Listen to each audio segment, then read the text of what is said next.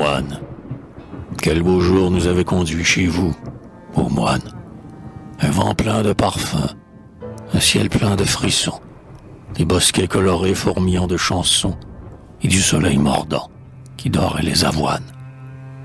Et je songeais, tu ne chantes pas sans remords, petit oiseau charmeur, joyeuse créature. Pourquoi tant de vigueur en toi, belle nature, puisque ces hommes sont tous si morts que des morts? Pourquoi briller ainsi, soleil? Pourquoi, colline, étaler devant tous tes ors et tes parfums, puisque tous les désirs de leur cœur sont défunts, et que de tout rayon leur âme est orpheline? Pourquoi tant de splendeur et tant de floraison? Pourquoi du jour au fond de jardin sans atteinte? Pourquoi de la lumière aux prunelles éteintes? Et pourquoi des concerts au seuil d'une prison?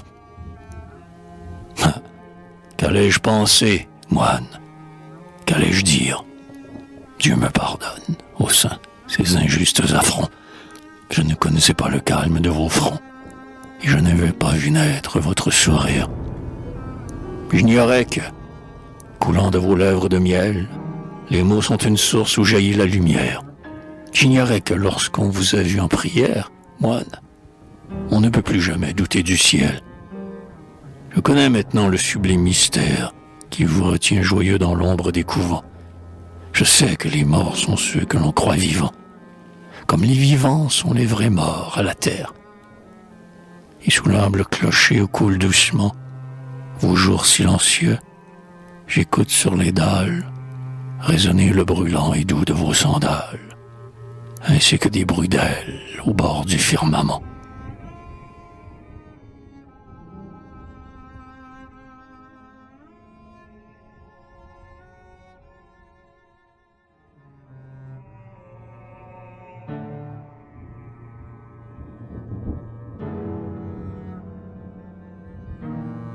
Je me souviens des jours où, gars à tête blonde, tu jouais avec nous et dansais à la ronde, dans un frémissement de joie et de chansons. Comme nous, tu courais le bois plein de gadelles, faisais fuir brusquement la grive à tire-d'aile, et dévastais les nids dans l'ombre des buissons. Tes cheveux semblaient faits de soleil et d'aurore, et ton front rose était la fleur qui vient d'éclore. Tes grands yeux bleus luisaient le soir comme un flambeau. Les mères admiraient ta grâce et ton visage, et les gens de chez nous, les bons vieux du village, parmi tous les enfants te trouvaient le plus beau. Puis la jeunesse fit de toi le beau jeune homme, que la gaieté recherche et que l'orgueil renomme. Les filles mendiaient tes regards, tour à tour. Tu pouvais, dans l'azur d'une aube parfumée, passer fier et joyeux avec la bien-aimée, et t'enivrer du vin merveilleux de l'amour. Mais, comme l'aigle pris des montagnes sublimes, ton esprit ne veut pas redescendre des cimes. Les célestes sentiers ont captivé tes pas. Ton cœur était de ceux que l'infini réclame. Ton œil visait plus haut que le monde, et ton âme entendait des appels que nous n'entendions pas.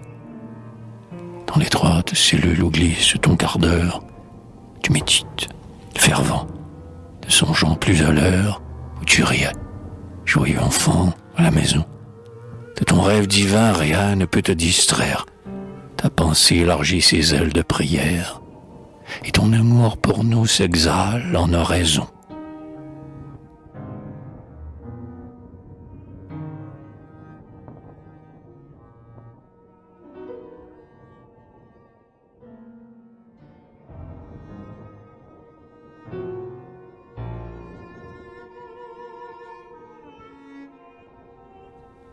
Quand, dans la grande et blanche paix du monastère, détaché de tout bien, détaché de la terre, tu seras devenu le moine à cheveux blancs, à robe vieille et lourde sur tes pieds tremblants.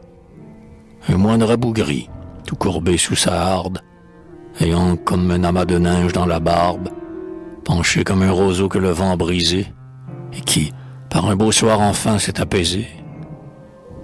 Quand la vieillesse sera gravée sur ton front blême, les signes de grandeur et de beauté suprême, alors tu trouveras des mots mystérieux pour consoler la terre en lui parlant des cieux. Les paroles de Dieu sortiront de ta bouche. Tu seras l'envoyé qui relève et qui touche. Et tous ceux qui pourront t'approcher ou te voir rêveront de beauté sublime et de devoir.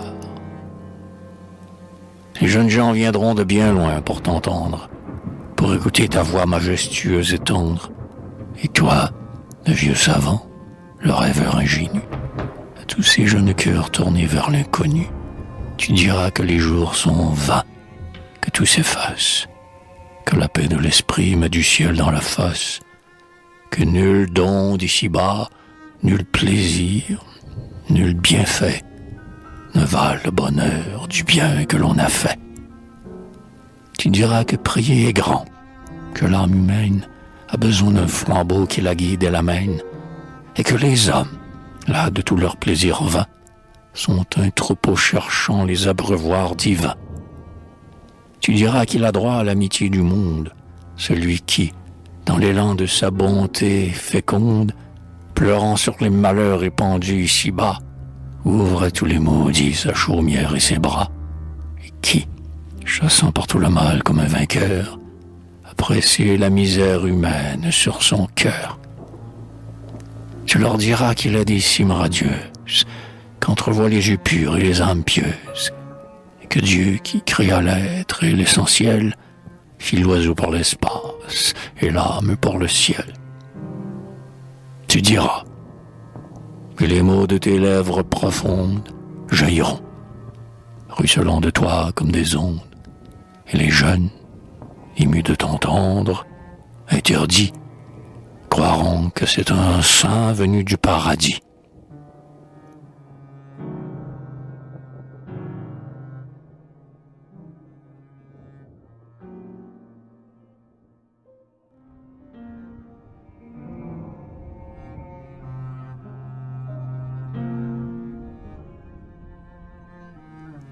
Sois mort pour nous, et vis pour Dieu, le bien suprême.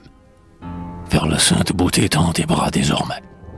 Ne regarde qu'en haut, sonde le grand problème, tes yeux faits pour les sommets.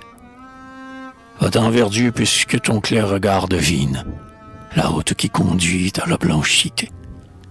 Achève, au matelot de la barque divine, ta course vers l'éternité. Nous baisons en pleurant ta bure et ton calice. Notre respect ému s'incline devant toi. Sois béni dans ton rêve et dans ton sacrifice. Ô fou sublime de la foi.